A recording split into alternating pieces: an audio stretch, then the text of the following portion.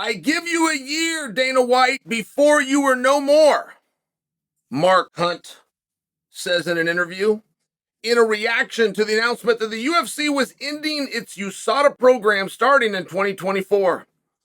Quote, you can't keep ripping fighters and their families off. The exodus from you criminals is already starting, says Hunt. The only scumbag gutter dog is you, worthless effing mutt, Dana White continued.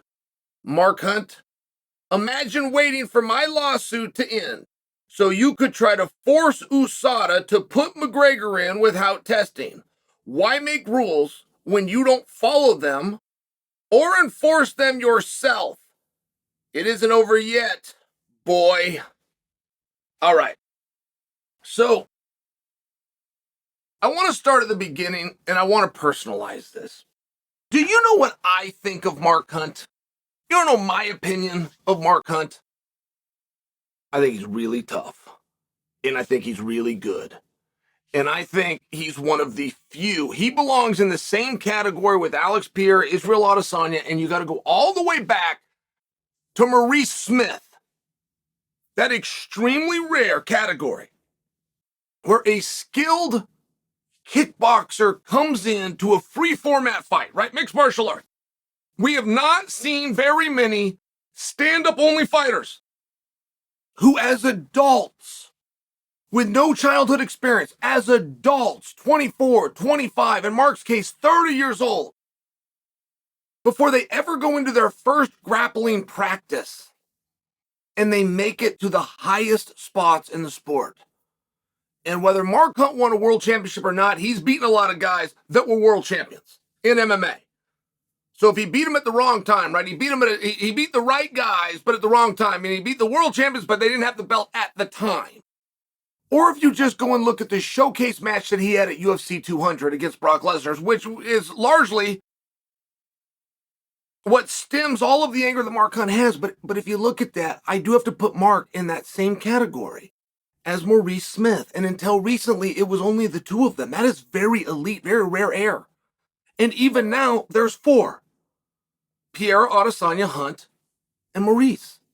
Four stand-up only guys who as children never practiced any kind of grappling, had to go and humble themselves and do it as adults, had to get thrown around practice rooms by teenagers.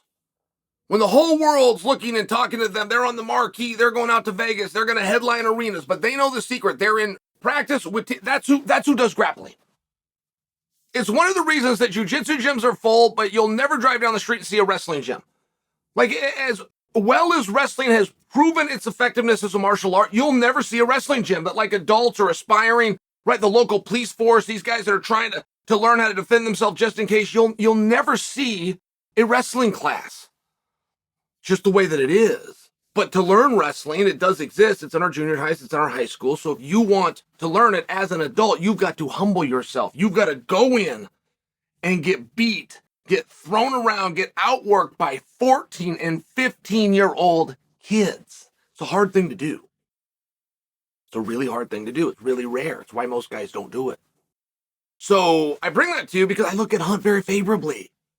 And I like this style and I like this grit. You know, Hunt versus Bigfoot Silva, 5 rounds. Oh my goodness. Oh my God. 5 rounds is one of the worst ideas that we've ever had in this sport. Of everything that we've ever had in this sport that has passed and sustained, that's the one that I looked at and said, that's not going to work for a number of reasons. And I largely was being supported at that time. And then Mark Hunt goes and fights Bigfoot Silva. And they put on the greatest heavyweight fight that I've ever seen still to this day.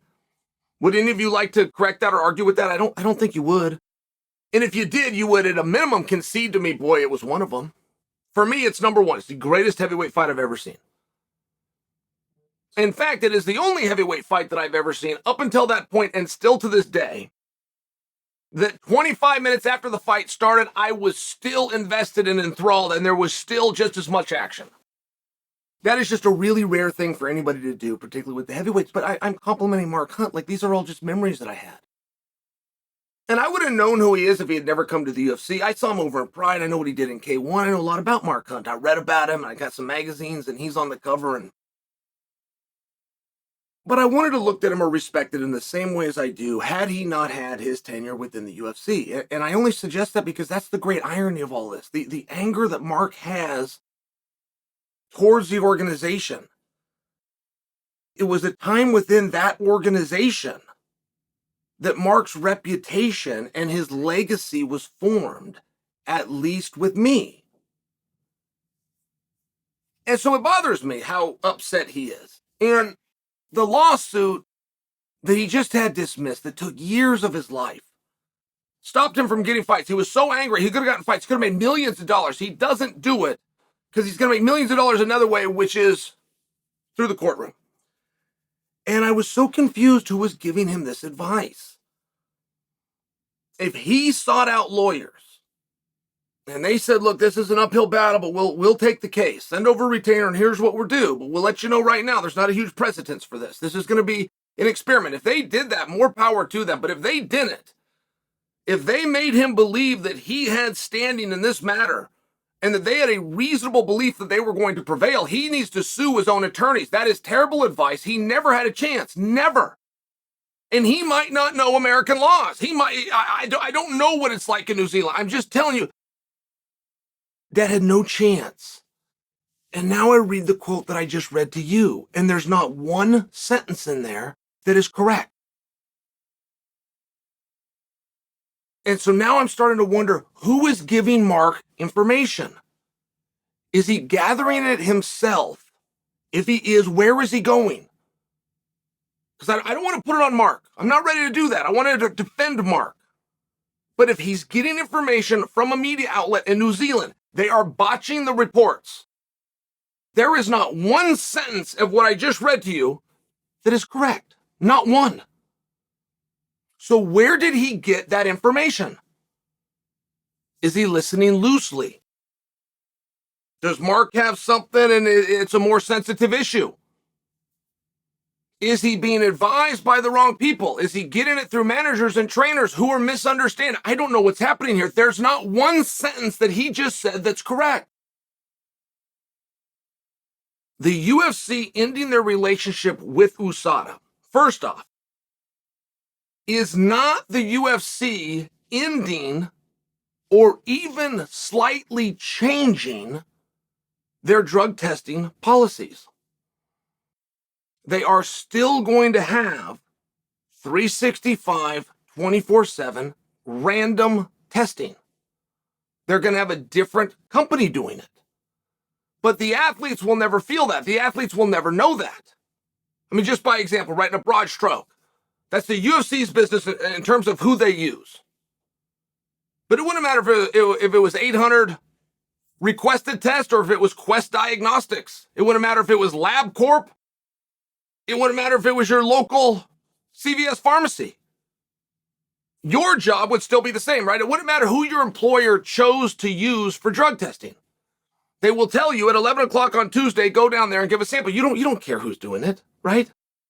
But I'm just sharing with you. Mark came from a tone that the drug testing is going away. Not only is it not going away, it's not even changing. It will be the same for the athletes. Now, the UFC who has to write the check to cover all of this, on that check is going to write Clean Sport as opposed to USADA. But all the testing is done through the same two labs, one in Salt Lake City, one on the campus of UCLA. All of the protocols that will be in line and that will be tested for is still going to be set forth by the World Anti-Doping Agency, WADA. Nothing is going to change. And the make-believe notion that the UFC wanted to do an exemption for Conor McGregor, which, by the way, they have the right to do. They 100% have the legal right to do it. They chose not to. They chose to defer to what USADA called a principal stance, which is McGregor must return, must have a minimum of 2 clean tests, which is fully up to them to go and test him. That's a really weird thing. But 6 months. Right? The 2 clear tests is really weird.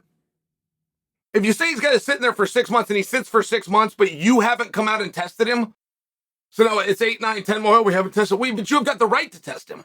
I'm just sharing for you, like, we're not ever going to go down that road. It's just a really weird thing. Moreover, it turned out that the UFC agreed with USADA. The breakup had nothing to do with McGregor. USADA chose to use McGregor when they put out a press release that was extremely inappropriate. As far as USADA and the stance that they had with the UFC, they were in a negotiation. That's it. And USADA came out to their own clients, their own customers, the UFC, and they buried them. And they said something that's not true, which was that the UFC was planning to stop testing. And moreover, that the genesis of this was the idea that they did not want Conor McGregor to have to sit and have the 2 tests over a 6-month period. And the UFC said that is not true. And of course, we know that is not true. Michael Chandler knows that is not true. There was no venue booked. There was no on sale. Conor McGregor was not in a training camp. He does not have inside information and a date that's set. He has no date. None of those words were true. They weren't true when USADA said it. They're not true when Mark is saying it. As much as I like Mark, and I do appreciate what he's done, I like Mark and I appreciate what he did through seeing him in the UFC, the very organization that he's so angry about. And if the things that he was saying were true, he'd have every right to be mad. He'd have every right to be made whole. He'd have every right to get a check and a judgment against them. He'd have every right to be furious. But they're not true. He's not right on any of it. And I'm highly curious where he's getting such inaccurate information.